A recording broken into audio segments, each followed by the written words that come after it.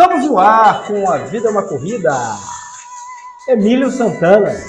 Dividindo a apresentação com Alexandre Rampinelli. E aí, você tem aí os ritmos da discoteca. Segunda metade dos anos 70. Lembra Dancing Days? Grilo na Cuca.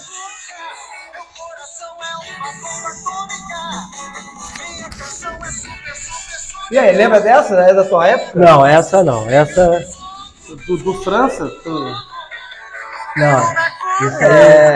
Essa é uma época aí onde, desde Dancing Days, todo mundo tocava assim, uma versão brasileira do ritmo. Da discoteca. Sim. Da discoteca. O ritmo é muito conhecido, assim, muito familiar para mim, mas a música não. Esse que canta aí é o Dudu França. Não sei se você acompanhava, mas sempre aparecia no Chacrinha. Qual é a música? E no Chacrinha. No Chacrinha também, mas era habituê do Qual é a música? E aí era um daqueles que quando ia ganhava.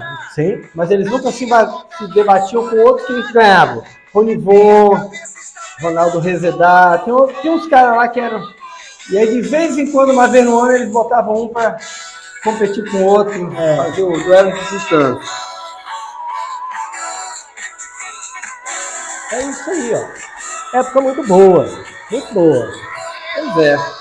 Por que a gente trouxe essa música hoje? Porque no último programa a gente mencionou, né? Eu estou me babando todo com a água. Na cuca. Tu ficou com o grilo na cuca ontem? Pô, até... sei lá qual que ao final da experiência, ficou algum grilo na cuca? Não.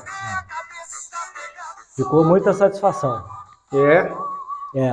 Então apresenta aí o tema do nosso programa. Hoje vai ser a resenha do nosso desafio, que eu inventei, que você abraçou, de correr de Itaparica até o pedágio, que está a 23 quilômetros. Itaparica, em Vila Velha, até o pedágio em Guarapari, e isso dá 23 quilômetros. É um trajeto muito conhecido por nós ciclistas, que é onde uma área boa de treino, fazer tiros e tal. Diga-se de passagem, uma ideia bem besta que você teve.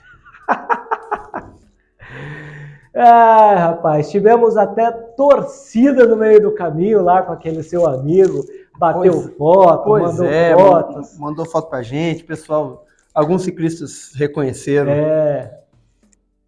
E foi muito, muito legal. Bom, começamos isso com um bate-papo muito doido.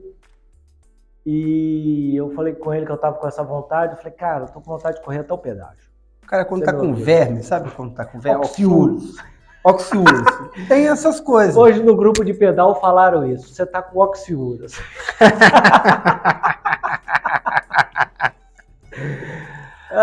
Como para bom entendedor, meia palavra basta, já deu para entender, né? Então, aí, cara, eu falei, pô, no início que eu comecei a correr, eu queria ir até lá no Libanês e voltar. Agora que eu fiz, eu quero ir lá no pedágio e voltar não, mas só ir no pedágio. E aí até a gente daí tirou um episódio que é negócio de distância, como aumentar as distâncias de corridas. E agora Emílio percebeu, foi treinando, foi dando ferramentas e foi me expondo a situações em que eu teria que estar muito bem preparado para enfrentar o que a gente fez ontem. Bom, foi bom. Foi bom? Foi. Eu vou repetir o que eu falei em algumas gravações aí, que eu já não sei mais de tantas que a gente fez. Eu achei os treinos mais difíceis. Você achou? Achei. Aquele treino de 10 quilômetros... Embora a gente não tenha feito nenhum treino especificamente para esse desafio. A gente só trabalhou na sua caixinha de ferramentas. né? Não foram treinos específicos para quem ia correr uma determinada distância. Foi uma preparação geral, melhorando suas ferramentas de corrida e de percepção, para que na hora que a gente achasse conveniente, realmente fazer o desafio. O meu, assim, o que eu gostei é que eu cheguei lá, cara, cansado, óbvio, cansado. Mas eu cheguei bem. Eu não cheguei estafado. Em nenhum momento da corrida eu tive vontade de caminhar. Em nenhum momento eu estava com aquela sensação assim, nossa, eu preciso caminhar porque eu não estou aguentando. Nenhum momento. Nenhum momento. Aquela quinta-feira que nós fizemos o treino de 10 quilômetros, que a gente foi no shopping no Boulevard dos Anéis. Isso, no Boulevard dos Anéis, ali no shopping dos Zorrinhos, ali, que deu 10 quilômetros.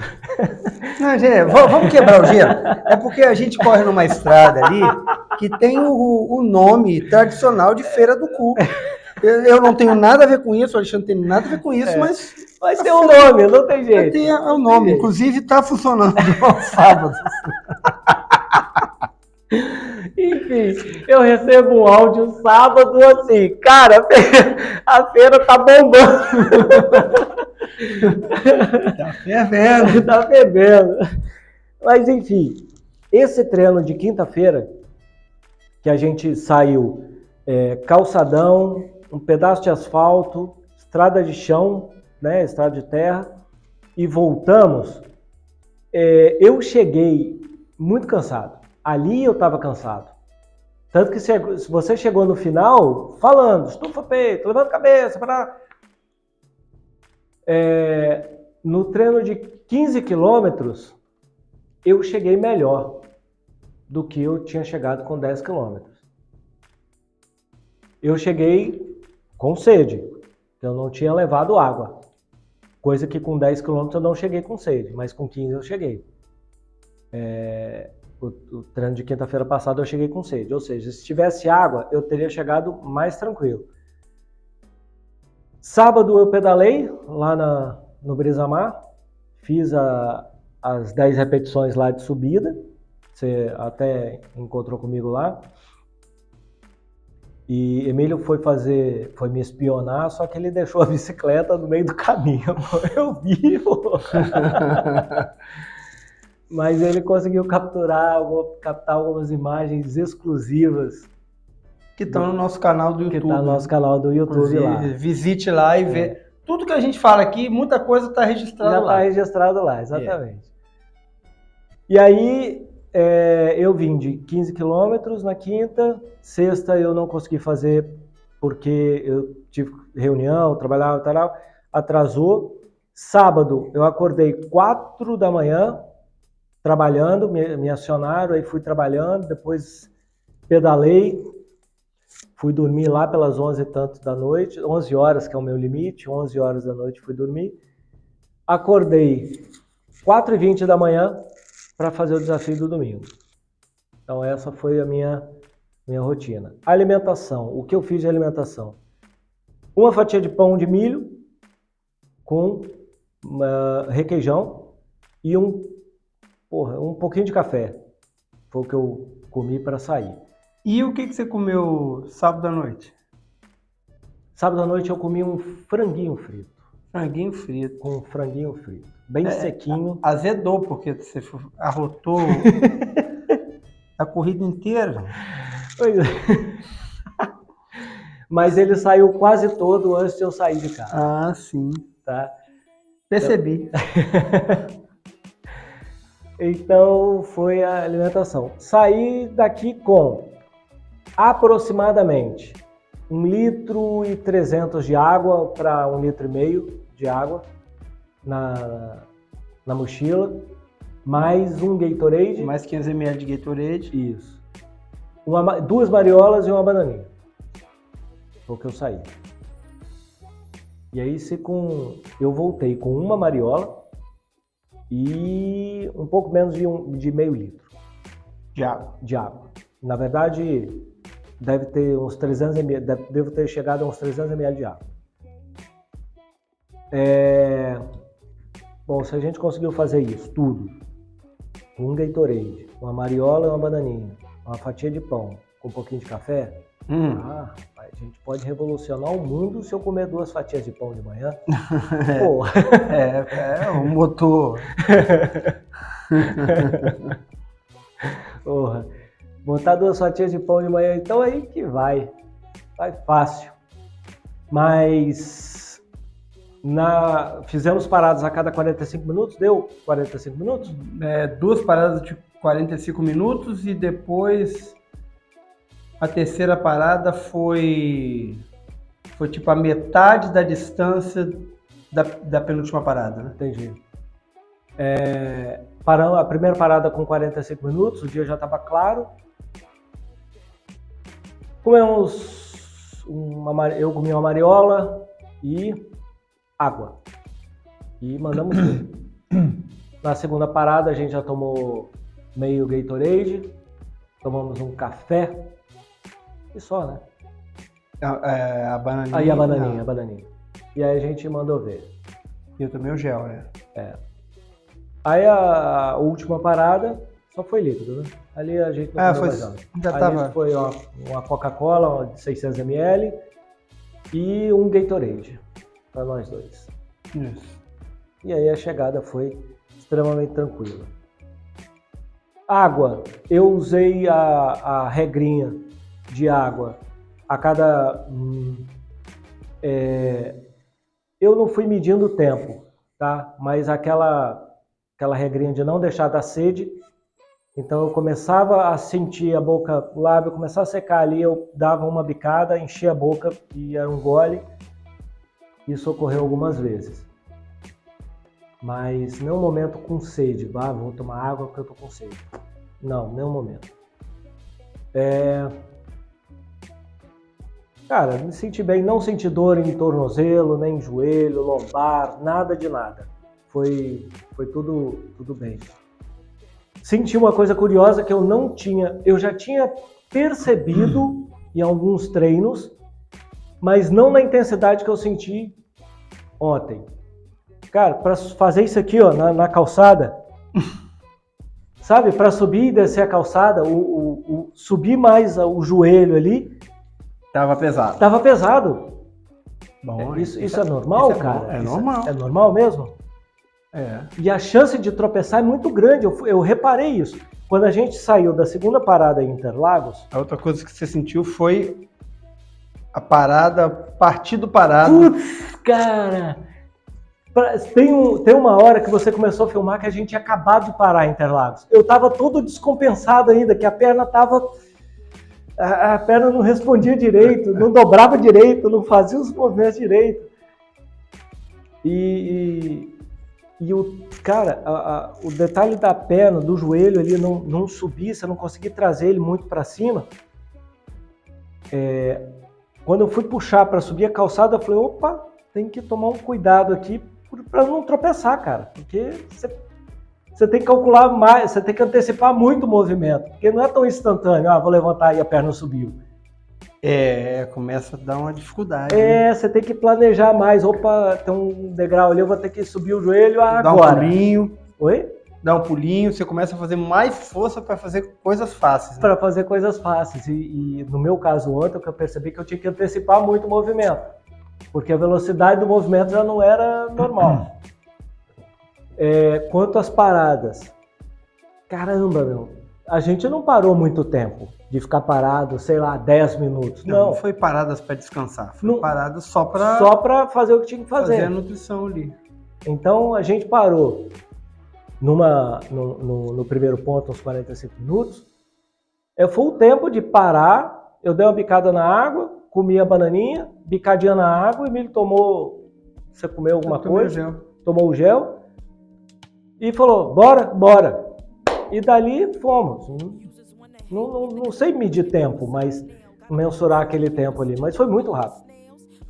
Na padaria, demorou mais tempo para a gente pagar do que para a gente se alimentar, do que para a gente fazer o que tinha que fazer.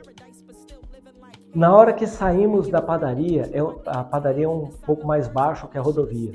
Para subir aquele morrinho ali, para chegar de novo na rodovia, nossa senhora, como as pernas ficaram difíceis ali, cara. É desafiador esse movimento. E é um negócio que eu vou te falar, novo para mim. Naquela intensidade foi novo. Porque quando a gente ia no Morro do Moreno ali com o Fabão, com o Léo, a Carol, então na lei já foi. Quando a gente parava ali para juntar todo mundo, que ficava, sei lá, 4 minutos parados, 5 minutos parados, talvez um pouco mais, um pouco menos, para voltar ali, eu já senti essa sensação na perna. Mas talvez não tão intenso. Não tão intenso igual ontem. Muito bem. Deixa eu já dar um parêntese aí. Às vezes a pessoa fala assim, que correr montanha é difícil, correr na trilha é difícil. Cara, eu acho que a coisa mais desgastante de experiência de corrida que tem é você marcar ritmo constante. Tanto que é uma dificuldade para algumas pessoas marcar o ritmo constante. Porque ele exige uma coordenação, é uma atividade extremamente neurológica, ela não é tão autômata, você precisa fazer um controle, o mais acostumado que você está fazendo um controle de ritmo ali da passada, demanda uma quantidade enorme de coenzimas e facilitadores neurológicos. Você tem uma atividade neurológica muito forte, isso desgasta bastante. Desgasta a parte energética, porque você, além de estar fazendo força, você está gastando além no sistema nervoso, e isso dá um desgaste importante. E fazer isso durante 20, 30, 40 minutos sem parar, por exemplo, 40 minutos correndo sem parar, mais 45 minutos correndo sem parar, isso dá um desgaste importante. E essa fadiga resultante era uma fadiga que não é todo dia que você sente, dependendo da tua experiência de corrida.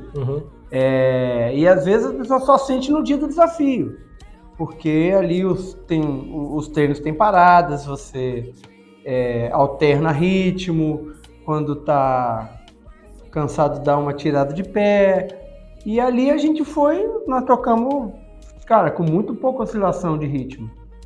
Então isso dá um desgaste. E é por isso que nós sentimos essa coisa, parou na hora de continuar. A cadeia posterior ali está bem exigida e tem um desgaste que é importante mesmo. Você chegou a sentir alguma coisa ali ou não? Senti várias coisas. Porque assim, o que eu imagino? Cara, você é extremamente mais experiente que eu, extremamente mais forte que eu, muito mais treinado que eu e está muito mais preparado para um evento desse do que eu. Então, na minha cabeça, essas coisas são muito pequenas para você. Mas você tem que ver os contextos. Por exemplo, na semana do desafio, eu estava correndo... Você tinha corrido 16 km? A minha última folga de corrida foi na terça, amanhã faz 15 dias. Então, eu tenho... Mas você não parou de treinar, você só parou de correr. Você ficou na academia. Foi um dia que eu não corri, treinei só na academia. Isso. Mas pra você ver o acúmulo. Tem um acúmulo. Sexta-feira eu treinei altimetria. Sábado eu treinei ritmo na terra. Sábado você foi lá no Jucu, lá na E domingo, claro que sábado eu treinei 1 hora, mas foi intenso. No domingo eu estava cansado. Então, talvez eu tenha subjugado o desafio como só distância. entrei no desafio com você, Uhum. cansado, e eu não era o desafiante. É uma coisa que a gente vai pontuar daqui a pouco. Quem estava fazendo o desafio era você. Para mim, não era um desafio, era um treino. Correto?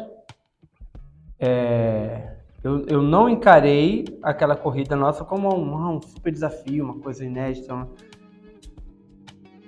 Isso coloca a gente em momentos bem diferentes, tanto físico como emocional. A sua carga de corrida da semana é diferente da minha, Uhum. a tua posição emocional é diferente da minha. Uhum. Então, na primeira parte ali do desafio, você estava tenso como desafiante e eu estava atento como acompanhante. Então, nenhum dos dois estava relaxado. Não. Tanto que no calçadão você falou assim, você tá de mau humor? Eu falei, não tô de mau humor. Porque eu tava... Não, todo mundo viu no vídeo. Você já viram o vídeo? Ele tava de mau humor, cara. Não, tava cara, transtornado. Eu tava concentrado, cara. Eu tava com aquilo ali pilhado. Eu tava Aquilo não pensando. chama concentração. Você se reconheceu naquele vídeo? Sim. Se reconheceu os vários Alexandres ali? Sim, ué. Sim, tem até uma fotinha minha que você botou lá, comparando. Mas são momentos diferentes ali. Um é o pré e o outro já é o pós. Pois é, ali dá para reconhecer. Talvez você tenha um olhar bem carinhoso com você mesmo, mas dá para reconhecer vários Alexandres ali. Sim, eu tava concentrado igual Nos suco da Margarita. vários momentos. O Alexandre com o cu na mão, o que ele chama de concentrado, chegou segurando o toba entre os dedos. Era pra eu fazer exame de próstata ali, cara. Era só mostrar a palma. Não, mas não ia assim, dar certo, o cara não ia conseguir. Era só mostrar a palma assim pro médico que ele ia tocar minha mão. Falar, não, tá tudo certo. Porque ele tava ali na mão, bicho. O toba tava na mão. Então, ali a alternância de momentos. E na hora que você entra no flow, que é justamente no quilômetro 18, e o vídeo mostra isso, é a hora que eu já estou cansado. A gente estava vivendo momentos extremamente opostos ali. Você teve uma descarga de adrenalina e outros hormônios ali que facilitaram o teu final de percurso e eu estava cansado, dificultando o meu final de percurso. Então a gente estava vivendo momentos opostos ali. Claro que é um cansado que eu consigo administrar, mas fisicamente a gente estava em momentos bem diferentes, né? Se a gente perceber você correndo nas primeiras vezes que eu filmei, para ali no quilômetro 18, você está muito mais solto, cansado, sim, mais solto. Então a configuração ali tá diferente. Quando você fala assim, eu cheguei e não estava cansado, mas claro, estava com uma descarga de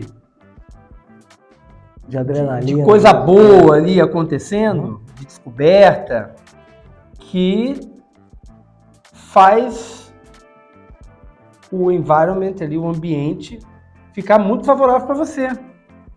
E é isso que acontece no desafio, acontece na prova. Cansado, ou desafio, mas tem hora que você entra num momento que a conjunção de fatores que você construiu e você vivencia ali, eles fazem aquela realidade ser favorável para você. Então, a parada acontece legal, por isso que a gente chama que é o flow. Flui bem. Não estava fácil? Não estava fácil. Estava descansado? Não estava descansado. Mas você entra num estado que tudo que aconteceu pré-desafio e tudo que aconteceu no desafio entra numa conjunção em que você liga o turbo. Certo? Certo.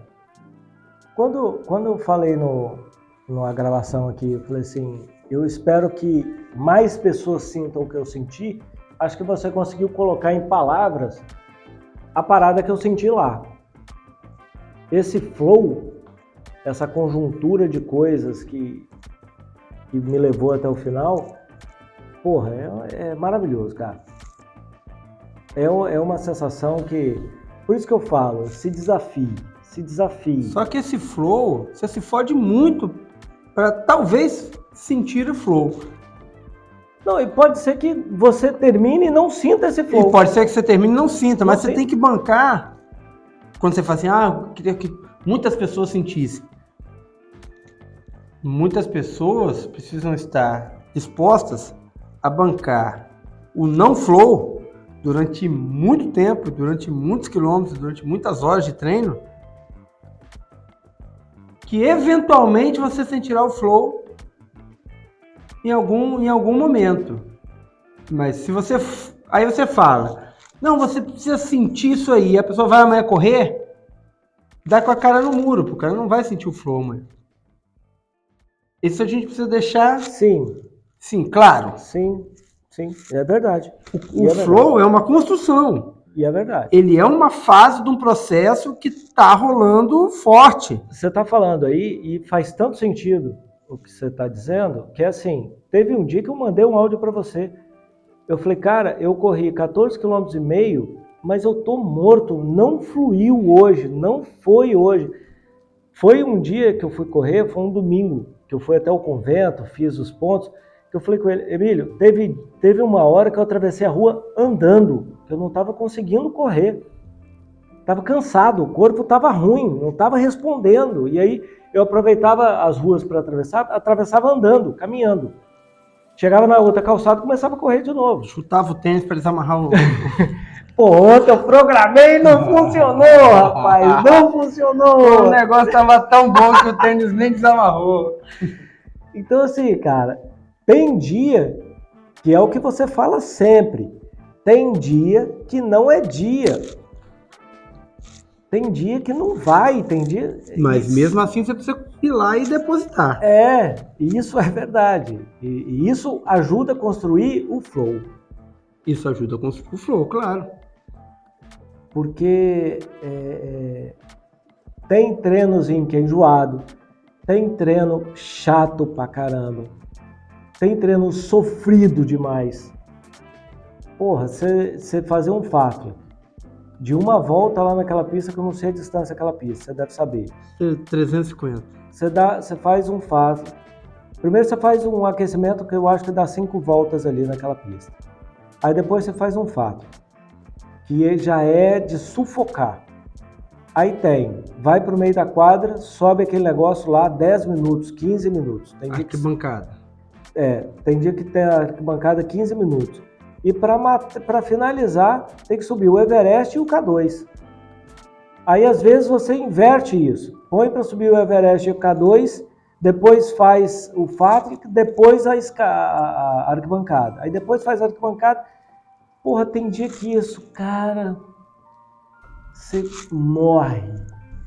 E aí você tá correndo no meio da quadra, olhando o degrau lá da arquibancada, e você passa por mim e fala assim, bora! Aí você tem que ir. É difícil, tem dia que você vai de boa, mas tem dia que você tá cansado. Você tá preocupado na reunião que você vai chegar em casa e tem que fazer. E, cara, mas tudo isso é uma construção, que é o que você está falando. Se o cara correr amanhã, ele vai sentir esse flow? Provavelmente. Eu sou capaz de afirmar que não. Mas amanhã, com depois de amanhã, com depois de amanhã, e meses treinando, ele vai chegar na parada. É por aí.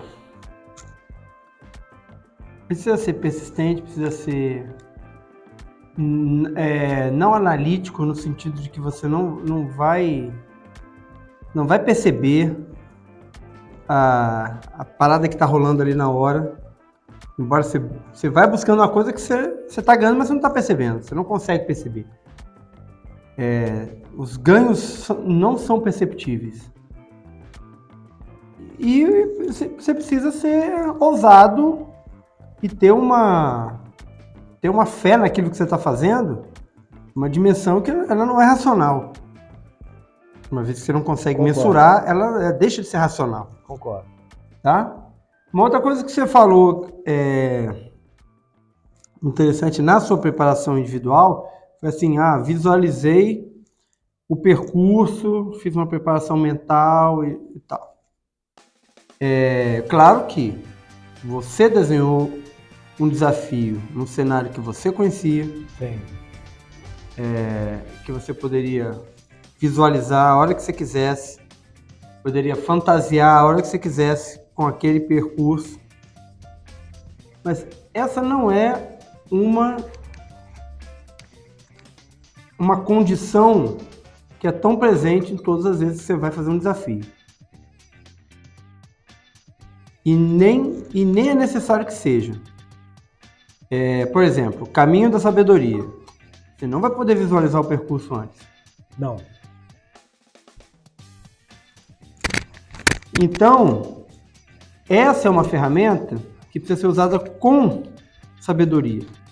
Porque se vez ou outra você se sentir cego durante o desafio, que não foi o seu caso, Uhum. ou seja, eu não sei Você pode perder o controle. nada. Isso pode Na desestabilizar. verdade, você não tem o controle, você tem a ilusão do controle. Uhum. Você teve a ilusão do controle. Certo? Certo. Você não teve o controle. Não, Mas de jeito você fantasiou um controle e deu certo. Só que uma hora que você não visualiza o controle, você pode entrar em pânico. Isso pode desestabilizar. Pode te desestabilizar. Então, é preciso usar esse tipo de visualização, e aí a gente entra com o quê? Com o treino surpresinha. O que foi o treino surpresinha? Quinta-feira passada, nós fomos fazer um treino que o Alexandre não tinha feito 15 quilômetros ainda. Eu falei assim, hoje ele vai fazer 15 quilômetros, a gente vai na estrada lá da Feira do Cu até o final e botei um monte de elementos novos numa sessão de treino. Hoje a gente vai, tipo assim, geralmente a gente corre 60 minutos. Deu quanto? 1h28. Então, 1h30. Já extrapolou 50% do tempo. Então, e aí é a surpresinha. O cara não está no controle, ele precisa administrar. Sem conhecer, sem saber. Precisa administrar ali. E a gente precisa desse Não, e o detalhe, não controle. E o detalhe é que é o seguinte, na volta, você ainda mudou o trajeto. Ainda mudei o trajeto, que eu fiz uma volta lá Uma quebrada para a esquerda. que você já estava roteirizado para a volta. Exato, e ainda você quebra a volta. No outro túnel. E aí você começa a pensar o quanto que você vai ter que se administrar de novo para poder chegar. É isso.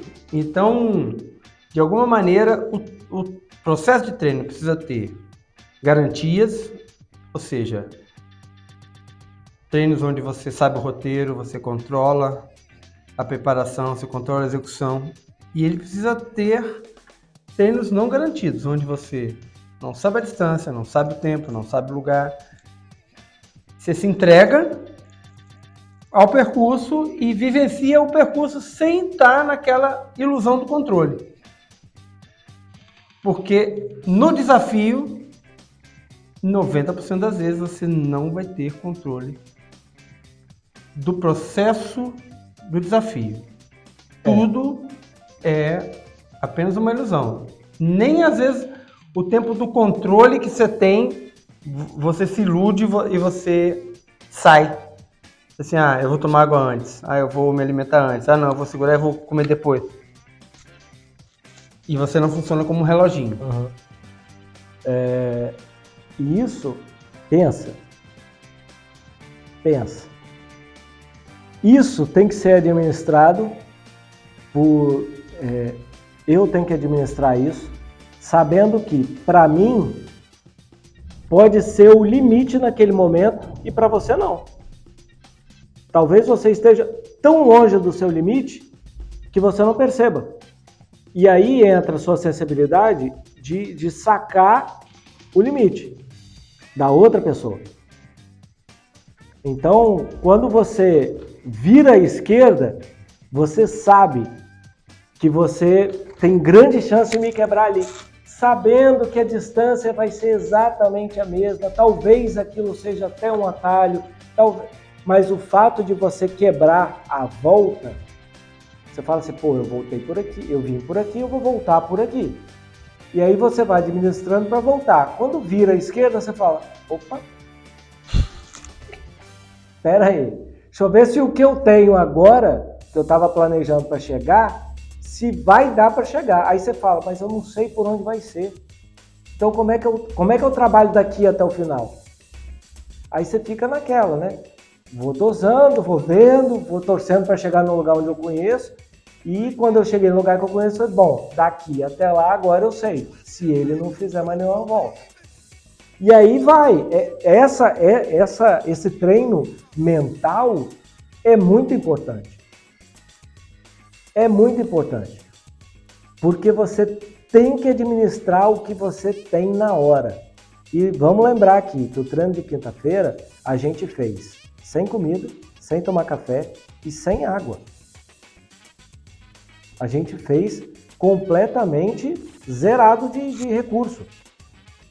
Então a gente não tinha nada ali para aumentar a nossa autonomia ou para dar uma autonomia para a gente naquele momento. Não. Então, era administrar realmente o que a gente tinha. E eu acho que treinos assim são muito importantes. Você tem que estar sempre preparado para a ausência de recursos. Para administrar o que você tem dentro de você. Não, para não ter o recurso à mão. Sim. Porque às vezes o recurso ele é mais um afago emocional do que um implemento ali de qualidade. Foi aquela mariola que eu fiz o vídeo lá. A mariola leva uma sempre com você, mesmo vai fazer um pedal curto, mas é um afago mesmo. Você tá com ele ali no bolso, assim, nossa, se acontecer alguma coisa, eu tenho a mariola. Acabou, é isso. Agora, quando você não tem, e quando você começa a se acostumar a não ter recurso, aí você entra num outro flow, que é o flow da valorização do teu recurso, da confiança na tua construção, do teu processo, certo? Certo. Então, um dia a gente vai entrar aqui em recurso energético, mas você correu já 1h30 sem nada. Sem água e suplemento. Sem tomar café da manhã. Então. E sem tomar café da manhã. Então, essa é uma base de autonomia, você precisa se apoderar disso. E não foi assim, um treino de esforço mínimo. Foi um treino de esforço considerável. Para mim foi. Tanto para você quanto para mim. Então, você sair cheio de recursos te dá um conforto que muitas vezes é apenas emocional. Só que, com todo o recurso que você tiver, se você tropeçar e cair de peito no chão, você está desamparado. Certo? Certo. Se você já está acostumado a não ter recurso e tem um empecilho, um imprevisto, você bate no peito, levanta e vai embora. Porque você está acostumado. Sabe por quê? Você já tem tudo que você precisa para concluir, que é você. Então, a construção mental do mindset do desafiante, ela tem muitos nuances aí que a gente precisa passar e que geralmente eles são baseados no desconforto. Com certeza. Hoje, por exemplo, eu estava treinando, fazendo o meu treino de ritmo, já estou pensando na prova que eu vou fazer a WTR no dia 27. É 27 de maio? 27 de maio, que é 2 sábados. E aí eu faço o meu treino de ritmo na areia da praia. Nessa corrida que eu vou participar, tem trecho de areia de praia. Só que quando eu treino corrida, eu treino na areia fofa. Eu também. Na praia eu corro na areia fofa. No dia da corrida, eu vou correr na beira da praia. Onde está o mais difícil? Na areia fofa. Na areia fofa. No dia da corrida, eu tiro essa dificuldade, me preocupo só em manter o ritmo da corrida. Você vai voar. Entendeu? Porque você está preparado para o mais Eu difícil. estou preparado para uma eventualidade que é mais, é uma agrura que é maior do que aquela que eu vou passar ali, não. Aí eu não sei onde é, não sei como vai ser, mas assim, se na hora que você for fazer a maré estiver alta e você tiver que ir para a areia fofa, você tá Beleza, acostumado. agora pensa no meu coleguinha que está ali do lado, só correu na areia da beira da praia. Ou no asfalto. Ou no asfalto. Ou na estrada Quando de chão. ele pisa na areia fofa, Vai afundar. é igual cair de peito no chão e ralar o beiço. Vai afundar. Vai afundar emocionalmente. Então, tem um cultivo da dificuldade que a gente precisa fazer. Nós que gostamos do desafio, nós gostamos do esporte e de fazer provas. Se você tiver dificuldade em vivenciar a dificuldade no dia do treino, você vai ter muito mais dificuldade no dia do desafio. Tem um chavãozinho que fala que quanto mais você... ditado espartano. Quanto mais você quem sua mais no treino, sangra menos na batalha. Né? Hoje, olha só, hoje eu na recuperação, no treino que eu fiz de manhã, calçadão, não fui para areia. E aí eu pensei assim, eu cheguei num lugar onde tinha 3 pessoas emparelhadas, onde era mais fácil eu dar uma pisadinha no calçado, na ciclovia. Eu pensei assim, eu vou fazer o mais difícil. Porque é o mais difícil o que a gente pega lá fora, cara. Ontem na Rodossol não tinha mais fácil, só tinha mais difícil. Então, eu falei, eu vou tentar fazer o mais fácil no meu treino. Se eu chegar na hora de um desafio, de uma prova e tiver o mais difícil, eu não vou saber o que fazer. Ou eu vou sofrer mais do que eu deveria sofrer. Sacou? Então, eu vou pelo mais difícil. Eu, no treino... Essa é uma percepção que ela, para uns é instintiva, para outros ela é evitativa, né? Uns abraçam o cactus, outros correm do escuro, mas que a grande diferença está lá no resultado. Está no resultado mensurável, está lá na vivência no dia da corrida, no dia do desafio.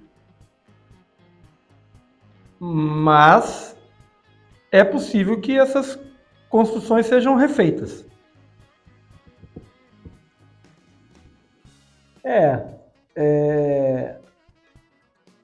Da segunda parada ali em Interlagos para frente, na verdade um pouco antes. Quando você estava gravando assim que a gente chegou na Rodossol, que você falou assim, daqui para frente é isso, é verde e rodovia. Ali veio na minha cabeça o seguinte, o desafio começou agora. Porque dali para frente, primeiro, a paisagem não muda muito. Você não tem, se você levanta a cabeça, olha para o lado, olha para o outro, daqui a 2 km, 3 km, você faz a mesma coisa, a paisagem é a mesma. Basicamente. Então a sensação de que você está num ritmo devagar ou você está se mexendo pouco, a sensação aumenta. Rapaz, eu já prefiro do que passar naqueles 2, 3 quilômetros que são ali à beira da Barra do Jucu, que vai meio habitado até lá no viaduto. Eu prefiro muito mais o nada. Ali eu encontro mais elementos do que aquela paisagem urbana ali. Entendi. Me dá meio agonia. Assim, eu gosto da paz. O que eu descobri na corrida e o que eu descobri naquele carnaval lá que você propôs do desafio dos 36 quilômetros em 6 dias, não foi isso? 6 dias. O que eu descobri ali, o carnaval, a praia deu uma esvaziada no calçadão no horário que eu fui. Então, o que eu gostei de ouvir a passada no calçadão. Tuc, tuc, tuc, tuc, tuc, tuc, tuc. Eu falei, cara, que paz. sabe, de não ouvir as coisas. Sim, os bate-papos, as guitarias, o som do quiosque. Porra, cara, que negócio legal, cara. E eu falei, caramba. E ontem a gente ouviu bastante isso, né? O som das passadas. Mas uma coisa que tem que que eu vou te falar aqui é o fato de estar acostumado com a paisagem urbana e você chegar num ambiente que eu pensei assim, daqui para frente é onde começa, que é o ambiente mais que você olha e não tem muita mudança. Só que, você falou, como eu conheço aquilo ali, eu conseguia visualizar, bom, daqui a X tempo, X quilômetros, ou daqui a tal, mais ou menos tanto tempo, eu vou ver o Doce Minas, eu vou ver o viaduto, eu vou ver um posto de combustível, eu vou ver... Porque eu sabia ali, eu tenho aquilo ali mais ou menos tudo de cabeça. E ali para mim é um marco porque dali daquele viaduto é onde efetivamente as porradas na bicicleta começam, né? É a hora que diminui muito o fluxo de carro e a hora que você desce marcha e manda ver, e pega a reta do Saú ali e vai embora. Então quando a gente chegou ali eu pensei, bom, agora vai separar os homens dos meninos, né? É muito mais gostoso passar correndo do que de bicicleta naqueles morros, né? Rapaz, eu senti menos ali, foi legal. Vale dizer também que eu não tinha estabelecido nenhum tempo, nenhum pace, nada de nada. Minha única coisa ontem era terminar. Minha única coisa ontem era chegar no pedágio. Não me cobrei nada além disso.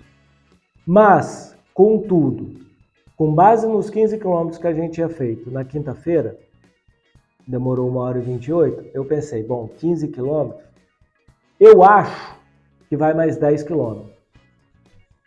E eu acho que eu faço 10 quilômetros em mais 1 hora. E aí eu pensei, 2h30 é um bom tempo para eu, na minha condição do que eu estava me propondo, para eu concluir o desafio. Mas eu pensei assim, 2h20, entre 2h15 e 2h20 seria excelente. Antes de 2h15 é demais. Mas eu pensei isso. E aí, quando você falou assim, estamos chegando, eu falei, quanto tempo? Você falou 2h10 ou 2 horas e alguma coisa. Eu pensei, aí eu te falei, na minha cabeça, até 2 horas, entre 2h15 e 2h20, seria muito bom. Você falou assim, vai dar. E aí foi a hora que você falou, não amoece não, vambora. Até tá gravado. Aí eu falei, vou chegar, vai dar. Então, foi toda uma conjuntura. Em algum momento eu cheguei no meu limite de velocidade, de pace? Não tinha me proposto a isso. Falar assim, você conseguiria fazer mais rápido na condição de ontem? Talvez não.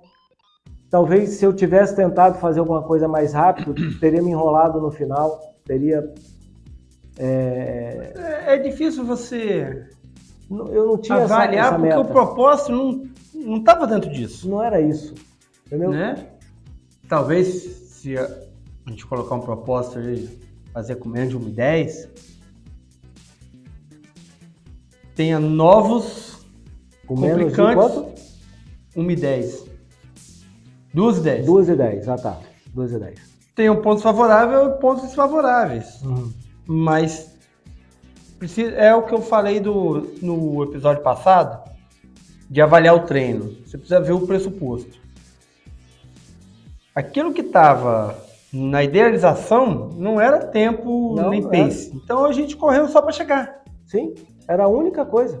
E foi bem satisfatório. Aí quando a gente volta e olha pro pace e tal, foi bem satisfatório, cara. Fizemos a média foi 5,56. 5,56. Foi bem bom para... Você falou que em alguns momentos deu 5,43. Em alguns momentos deu por aí 5,40, 5,42. O que para mim, só para vocês terem uma ideia, 5,40 O primeiro fartlek que a gente fez, você pediu para... Quanto que foi? Foi 4,30, mas pediu para recuperação a 5,40. Então, assim, era uma variação, um descanso de fartlek. Então, eu falei, caramba, 5,40 para mim era o que eu estava fazendo no calçadão, era o que eu fiz nos 10 quilômetros, era o que eu vinha fazendo, só que com distâncias muito menores. Né? Fui lá no convento, voltei, o convento aí subia. E é o que eu estava conseguindo fazer. Treinos mais rápidos, de 5, 6 quilômetros, eu consegui bater 5,20, 5,20 alto. Mas 5,40 ontem eu achei sensacional, achei fantástico. E foi concluído com sucesso. Na minha cabeça, a percepção, e você ainda na sua análise ontem falou, cara, foi melhor do que eu esperava. Assim, não que você tivesse alguma expectativa, mas que você falou, cara, foi muito bom. Porque o tempo que foi feito, você falou assim, eu esperava que você fosse oscilar mais o ritmo. Em algum momento caiu o ritmo, nós fomos basicamente no mesmo ritmo do início ao fim, né? Pois é, e isso foi legal, cara. Foi legal ouvir, porque eu não olho o relógio. Eu só mexi no relógio na saída e na chegada. Você vai. Você ainda vai evoluir nisso. E quando você falou assim, cara, a gente praticamente não evoluiu, não mexeu, não alterou muito o ritmo, porra, que massa, que massa. Você tá com medo desse controle mexer no seu descontrole. Na hora que... sim, de dominar o dado do relógio, sim. E aumentar a sua sensação de descontrole. É isso que você tá... mas eu não preciso disso agora não. Eu vou chegar lá, pode ficar tranquilo que eu vou chegar lá. Tranquilo. Mas se você fizer 100, melhor ainda. Hoje, não, eu quero por causa do tempo, né? É bom depois olhar, você olha essa porra. Às vezes é você que fala comigo assim, teve troféuzinho, teve PR, teve não sei o quê. Eu nem vejo, nem vi, eu vou lá no Strava, eu olho e falo, pô, é mesmo. Mas, assim, hoje eu não preciso disso. Se a gente um dia falar assim, pô, vamos fazer 10 quilômetros num pace, sei lá, num pace de 4,10, 4,30, mas para isso a gente vai ter que fazer isso aqui, nesse tempo. Aí que tiver que ficar olhando o relógio, ok, a gente faz. Mas igual ontem, estava preocupado com nada, só em chegar. Tava bem, ontem eu estava concentrado, principalmente no início ali, eu estava tenso, assim, porra, vai dar, não vai dar. Quando você falou assim, 12,5 km, eu falei, caraca, eu ainda estava naquela, será que vai dar, será que não vai dar? Vai ter que dar, mas a mochila ainda é pesada, eu sentindo o peso da mochila. Mas é aquele negócio, cara, eu me expus com a mochila, então a mochila não me incomodou. Não, inclusive com a mochila, dá uma dificultada, foi bom, tranquilo. Legal. Espero que outras pessoas façam desafios e que a gente consiga usar esse 14 de maio para no dia 13, é o ano bissexto, ano que vem, não? Ano que vem é ano bissexto, é ano olímpico. Então, dia 12 de maio, né? Porque vai pular o 13 não vai ser domingo, vai ser segunda. Então, no dia 12 de maio do ano que vem, a gente refazer esse desafio com mais pessoas do nosso lado. 12 de maio do que vem, já estamos pensando em outras coisas. Não, vamos botar aqui a data, 12 de maio, desafio de novo. Assim como nós... Qual é o desafio que você quer? Não, voltar lá no pedágio. Voltar lá no pedágio. Só que com mais pessoas do nosso lado. Com mais pessoas, tá bom. Da mesma maneira que a gente fez agora, quando chegar na sexta-feira, eu vou avisar para você, aí, domingo, chama uns 4 caras aí, te dou a relação e vamos. Porque você oficializou mesmo a ida lá na parada, foi de sábado, né? Foi de sexta? Foi sexta, né? Você falou assim, porra, vamos fazer o desafio domingo? Eu cansado ainda dos 15 quilômetros daqui, o cara me chama pra uma dessa. E o sábado eu tenho que subir o Brisamar 10 vezes. Eu falei, porra, o cara tá ficando doido. Esse foi mais uma nuance do processo aí. Porque a gente não marcou data. Não tinha marcado data, né? E não teve assim, ansiedade. Vou pegar o Rampinelli desprevenido. Não teve ansiedade. Eu não tive tempo para Não teve ansiedade. Levou uma meia hora para responder a mensagem do WhatsApp. Foi a meia hora de drama, que não aconteceu no dia da corrida, mas aconteceu na hora de falar assim, vamos. Eu pensei, cara, esse cara tá ficando doido. Esse cara tá acreditando mais em mim do que eu mesmo. Não é possível. E eu acho que era isso, porque eu pensei, porra, cara, Dia das Mães. Ele tinha falado comigo na quinta-feira. Eu falei, cara, qual o cardápio de domingo? Ele falou, vai ser alguma coisa muito rápido, porque vai ser o Dia das Mães. Eu falei, beleza, muito rápido. Eu pensei assim, vou chamar para fazer o Retiro do Congo, né? São 8 quilômetros ali, de boa. A gente faz rapidinho, tá em casa. Sai 6 horas, começa... Bateu na trave. Bateu na trave. Pô, vai ali, faz o negócio rapidinho, 40 minutos, a gente faz a parada, 45 minutos a gente faz a parada, 1h20, 1h30 a gente tá em casa. Se tomar um café ali no Doce Minas, a gente demora um pouco mais, mas 8 horas, 8h30 a gente tá em casa. A gente chegou 9 horas, né? Demoramos só para pegar o Uber na volta. Para pegar o Uber na volta. Demorou mais tempo do Uber que de viagem do Uber. O motorista Fábio lá veio rapidinho. Mas legal. Bom, é isso. Acho que agora o seu desafio é arrumar mais 4 caras. 4? 4. Léo, Simar, Fabão e Naleir. Convencer esses caras de correr até o pedágio. Porra, eu tenho... Na verdade, eu não tenho muito tempo, porque esses caras têm que treinar, né? Eu treinei quanto tempo? Se foi janeiro que a gente falou? Não sei se foi em janeiro. Não. Acho que foi pra cá, não lembro. Não tem esse tempo todo não, cara. Tem não? Não. Então. Foi mais ou menos na época que você falou que queria fazer o Caminho da Sabedoria. Eu ia fazer em abril. 15 de abril eu ia fazer. Foi por ali, março. Então. Março, abril, maio. 2 meses. Por aí. 2 meses para treinar. Então, como é que faz aqui? Não faz, né? O arroba Fabão não chama Fabão. O Fábio Anselmo? Não, no podcast. Não chama a atenção dele. Porque você vai lá no Instagram, põe arroba... Não, mas parece que o Fabão é nosso... Ouvinte? Ouvinte assíduo. Ele é doido. Fabão, Naleir, Léo e Simar. O Simar eu sei que vai. Que Simar é tão doido quanto a gente. O Simar eu sei que vai.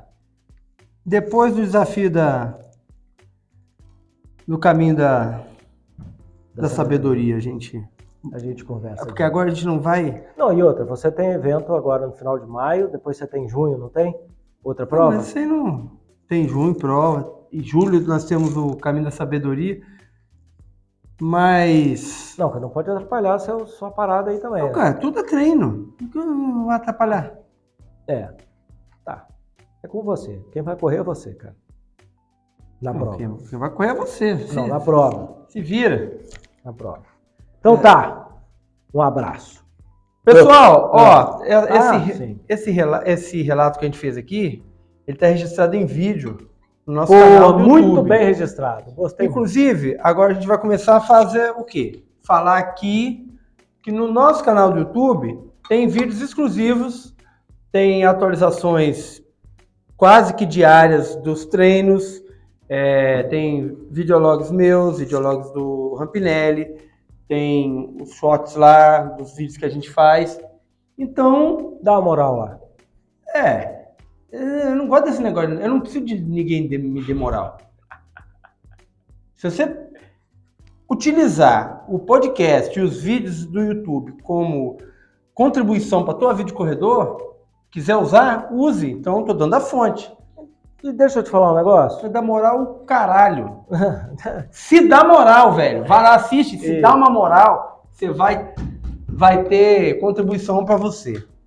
Velho e velha. Em pouquíssimo tempo, provavelmente em julho, a gente vai gravar videocast. Videocast. Tá? Mas calma. Tu vai ver. Isso aí é uma coisa legal.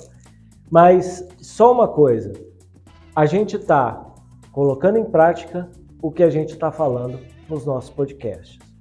De treinar, acordar cedo, ter disciplina, se reorganizar, fazer o desafio, correr e ver a evolução. Deixa eu inverter.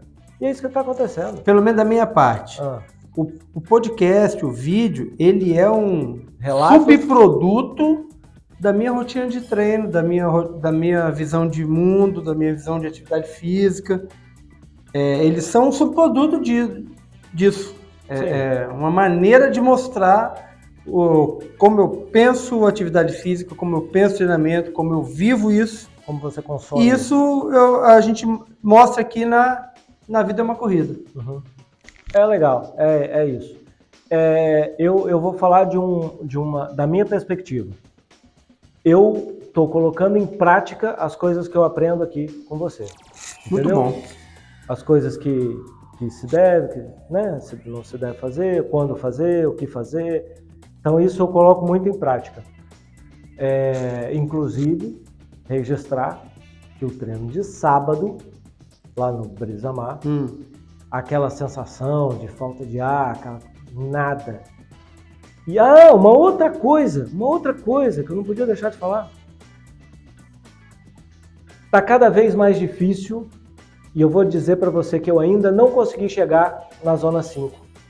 Isso é muito bom. É econômico. Fiz os 10 tiros lá, nenhum chegou em Zona 5. É econômico. O que eu mais alto cheguei... Tá se poupando? Não, se poupando. Ah, se poupando. Botei lá ainda. Falei, estou chegando alto aqui, metade, estou falando, o Emílio vai falar que tá fácil. Tá se poupando, pô. Eu falei, não tá não, é só impressão, é só... Mas é sério. Então as coisas estão me ajudando. Vamos acabar com isso que eu quero comer. Então tá. Um abraço. Up.